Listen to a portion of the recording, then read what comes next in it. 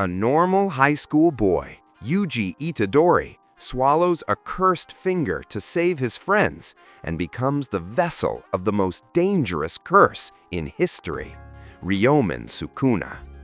Instead of being saved, Yuji is sentenced to death, but the strongest sorcerer, Satoru Gojo, gives him a chance. Eat all 20 fingers, then die. Yuji joins Jujutsu High, meets fearless Nobara, and faces real curses for the first time. But a deadly mission changes everything. Yuji sacrifices his own heart. Sukuna takes control and proves he is pure evil. Death, secrets, and a binding vow are born. This isn't a hero story. This is a countdown to destruction. Episode 1 introduces us to Yuji Itadori, a kind-hearted high school student who lives with his grandfather. Yuji is physically abnormal. He can run faster, jump higher, and throw objects farther than any normal human. Despite his strength, he lives a simple life and joins the occult research club just for fun. At the start, Yuji's grandfather is hospitalized and gives him his final advice before dying: help others and die surrounded by people. These words deeply affect Yuji. Meanwhile, a mysterious student named Megumi Fushiguro appears at Yuji's school, searching for a dangerous cursed object. This object is revealed to be one of the fingers of Ryomen Sukuna, the strongest curse to ever exist. Yuji's club members unknowingly unseal the finger, attracting terrifying curses to the school. When curses attack, Megumi tries to protect Yuji's friends, but is badly injured. Seeing his friends about to die, Yuji makes a desperate decision. He swallows Sukuna's finger, becomes Sukuna's vessel. Sukuna briefly takes control of Yuji's body and shows his cruel, violent nature. However, Yuji regains control, shocking everyone. At the end of the episode, Yuji meets Satoru Gojo, who decides that Yuji should be executed later after consuming all of Sukuna's fingers. Yuji Itadori is brought before the higher authorities of the Jujutsu world, where his fate is decided in a cold and practical manner. Because he carries Ryomen Sukuna, the most dangerous curse in history, the elders see Yuji not as a human being, but as a walking catastrophe. They believe that no matter how kind or innocent he may seem, the risk of Sukuna taking over is too great. For this reason, Yuji is sentenced to execution. Before the execution can be carried out, Satoru Gojo intervenes. Unlike the elders, Gojo looks at Yuji as a person rather than a problem. He openly disagrees with the immediate execution and proposes an alternative solution. Gojo believes that Yuji can be used to completely eliminate Sukuna instead of killing him right away. His confidence is not based on hope, but on his own overwhelming strength. To prove that Yuji is not out of control, Gojo allows Sukuna to take over Yuji's body for a short time. As soon as Sukuna appears, his cruel and arrogant nature becomes obvious. Sukuna immediately attacks Gojo, expecting to dominate the fight. However, the battle turns out to be completely one-sided. Gojo effortlessly avoids every attack, blocks Sukuna's strikes with ease, and counters without even trying seriously. He even jokes during the fight, making it clear that Sukuna poses no real threat to him. After Sukuna is suppressed and Yuji regains control of his body, Gojo explains the long-term plan in detail. Sukuna originally had 20 cursed fingers, each containing a fragment of his power. These fingers are scattered across different locations and attract curses wherever they appear. Yuji's role will be to consume all 20 fingers. Once Sukuna is fully restored inside Yuji's body, Yuji will be executed, destroying Sukuna completely in a single moment. Yuji understands that this plan guarantees his death. Still, he accepts it without hesitation. He does not argue or ask for a different outcome. Yuji believes that if his life can be used to save others and prevent future suffering, then his death will have meaning. The episode then focuses on Yuji's training under Gojo. Gojo explains that cursed energy is closely connected to emotions. If a sorcerer cannot control their feelings, their cursed energy will become unstable and dangerous. Yuji struggles with this because his emotions are intense and unpredictable. To help him, Gojo uses an unusual training method. Yuji is made to watch movies. By the end of the episode, Yuji chooses to attend Jujutsu High of his own free will. He is fully aware of the danger, the pain, and the certainty of his execution in the future.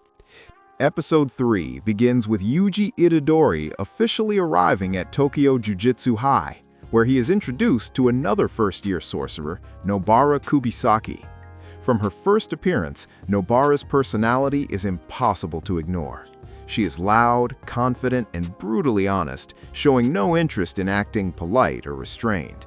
She openly expresses her dislike for the countryside and makes it clear that she values style, self-respect, and independence. Nobara's introduction immediately establishes her as a contrast to the more reserved Megumi Fujiguro. While Megumi is calm, quiet, and mission-focused, Nobara is expressive and emotional, yet extremely self-assured. Despite her attitude, it becomes clear that she takes her role as a sorcerer seriously. Soon after meeting, the 3 first-year students are sent on a mission together to exorcise curses inside an abandoned building. The mission serves as their first opportunity to work as a team and prove their abilities in real combat. As they enter the cursed site, the situation quickly becomes dangerous. The curses inside the building are stronger and more disturbing than expected. During the chaos, Nobara becomes separated from Yuji and Megumi, leaving her alone in a confined space with a powerful curse. This moment tests her mental strength more than her physical skills. The curse uses a deformed human as a shield, forcing Nobara to face the horrifying truth that some curses originate from humans who were once alive. The curse attempts to break Nobara psychologically by mocking her fear and questioning her worth. It suggests that her confidence is shallow and that she will panic when faced with real danger. Instead of collapsing under pressure, Nobara reflects on her reasons for becoming a sorcerer.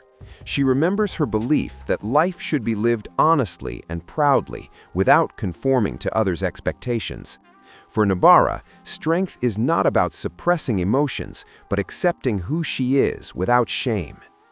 Using her cursed technique, which involves nails, a hammer, and a straw doll, Nobara launches a fierce counterattack.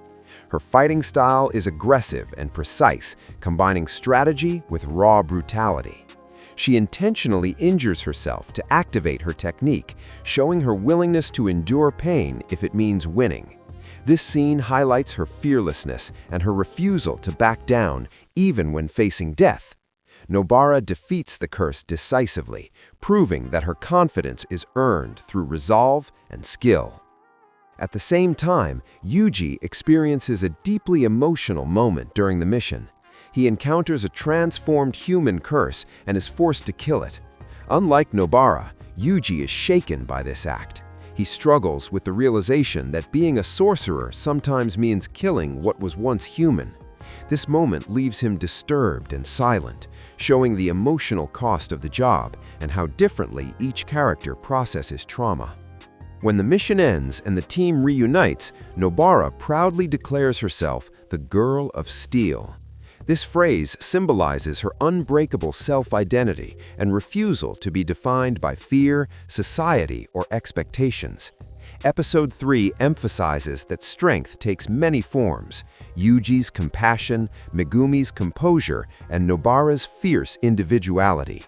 The episode firmly establishes Nobara as a core but emotionally unforgiving, that the Jujutsu world is not only physically brutal, but emotionally unforgiving as well.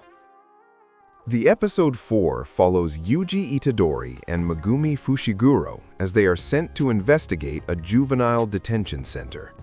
The mission is officially described as manageable, but this classification is dangerously misleading. Inside the detention center lies a curse womb, an immature but rapidly evolving curse. Unknown to the students, the threat level is actually special grade, a category far beyond what first-year sorcerers are prepared to handle. This misjudgment highlights a major flaw in the Jujutsu system, where inexperienced sorcerers are often treated as expendable. From the moment they enter the detention center, the atmosphere feels wrong. The building is saturated with cursed energy, creating an oppressive and suffocating environment. Fear slowly sets in as Yuji and Megumi realize that the curse's presence is far more intense than anything they have encountered before. Unlike earlier missions, there is no room for confidence or learning through trial and error. The curse attacks with terrifying speed, and its strength is overwhelming. Yuji immediately tries to fight using his physical abilities, but his punches barely affect the curse. This is the first time Yuji faces an enemy that he cannot damage at all. The realization hits him hard. No matter how strong he is physically, he is powerless here. Meanwhile, the curse manipulates the environment, trapping them inside its space and cutting off any escape. Panic grows as Yuji understands that his usual approach of charging forward and protecting others simply will not work. As the situation worsens, Yuji becomes painfully aware of his limitations. He cannot defeat the curse, and he cannot guarantee Megumi's safety. This sense of helplessness pushes Yuji to make an extreme decision. Believing that the only way to save Megumi is to unleash greater power, Yuji chooses to let Ryomen Sukuna take control.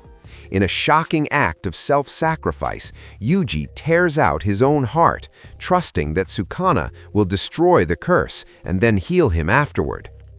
This moment perfectly reflects Yuji's character. He values others' lives above his own, even if it means certain death. Once Sukuna takes over, the tone of the episode changes instantly. The fear and struggle that dominated the earlier scenes vanish as Sukuna effortlessly overwhelms the special grade curse. He toys with it, mocking its weakness, and destroys it without hesitation. This scene clearly shows the massive gap between Sukuna's power and that of ordinary curses. However, Sukuna's victory comes at a terrible cost. Instead of honoring Yuji's sacrifice, Sukuna reveals his true nature. He laughs at Yuji's suffering and refuses to heal his heart. Sukuna has no interest in saving humans or keeping promises made through trust. His actions make it clear that he is not an ally, weapon, or misunderstood being. He is pure cruelty, driven by amusement and domination. Yuji's body collapses, lifeless, leaving no sign that he will survive. At the same time, Megumi is left alone, believing that Yuji is dead because of him. Despite the overwhelming fear and grief, Megumi does not run away. He continues fighting, driven by responsibility rather than confidence. His struggle shows his strong sense of duty and hints at the deep, dangerous potential he has yet to realize. Even when faced with death, Megumi chooses to stand his ground. The episode ends in despair and uncertainty. Yuji appears dead, Megumi is emotionally shaken, and the Jujutsu system is exposed as dangerously flawed. Episode 4 delivers a harsh message. Bravery does not guarantee survival, and power determines everything.